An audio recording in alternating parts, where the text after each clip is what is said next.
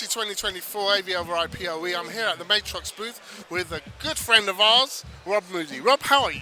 It's been a nice busy show, which is what we always like, of course, and we're pretty buoyant because the IPMX has just moved from being a draft to being final, and that's what the industry's been waiting for. There's a lot of people who are happy to go with IPMX Ready, which is based on a perception of the draft, but once you've got the final standard, that means you can be compliant.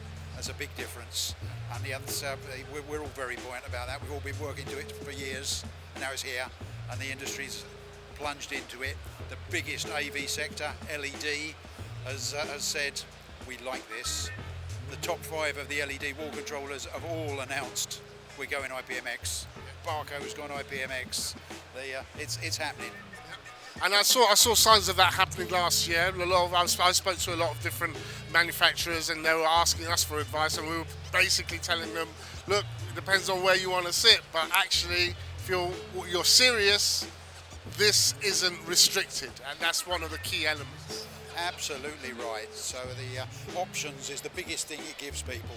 The interoperability and all the other things are nice, but what it boils down to is options. And yeah, we've all lived through the components crisis. Yeah, and oh yeah, well, I love your stuff. I want to put it in again, but you can't deliver it. I know it's not your fault, but you can't deliver. What did you want?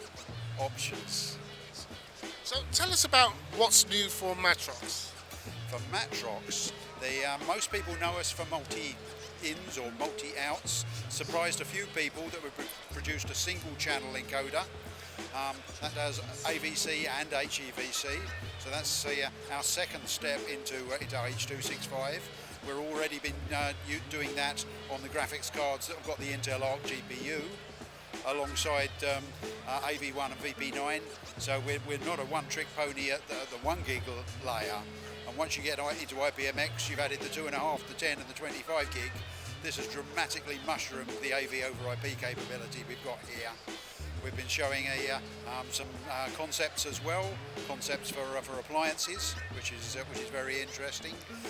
Our KVM, everyone's aware of us for a KVM extender.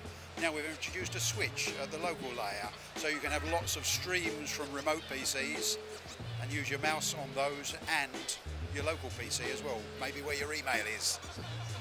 And so we're continuing to broaden our touch on all of our key marketplaces. That's fantastic. And so what does the roadmap look like? Are there any new announcements in terms of products being out? Absolutely. There's always things in the pipeline, and you'll see as we move forward more and more IPMX finding its way into the KVM line, the wall controller line, as well as all of our other touch points with the industry. So for us, even though we do products with all of the other protocols that people know, well, most anyway, IPMX is the horse that is going to run fastest from where we look at. And one other question I want to ask is about bridging products. I'm seeing a lot of that from different manufacturers. People bridging with Dante and other things. What's your take on that, from a Matrox point of view? Well, our take is that is the eventual goal. We've always said IPMX isn't building fences, it's building bridges, and that's a classic example of using the bridges. When folks say, can you compare yourself with NDI? We say, well, actually, we want NDI to come across the bridge so that we're just moving it to the places it couldn't get to, just as we did with HD-based T when we launched that product.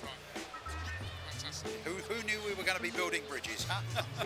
Rob, I've got to let you go now. Thank you very much. Have a great show. You too, mate. Take care.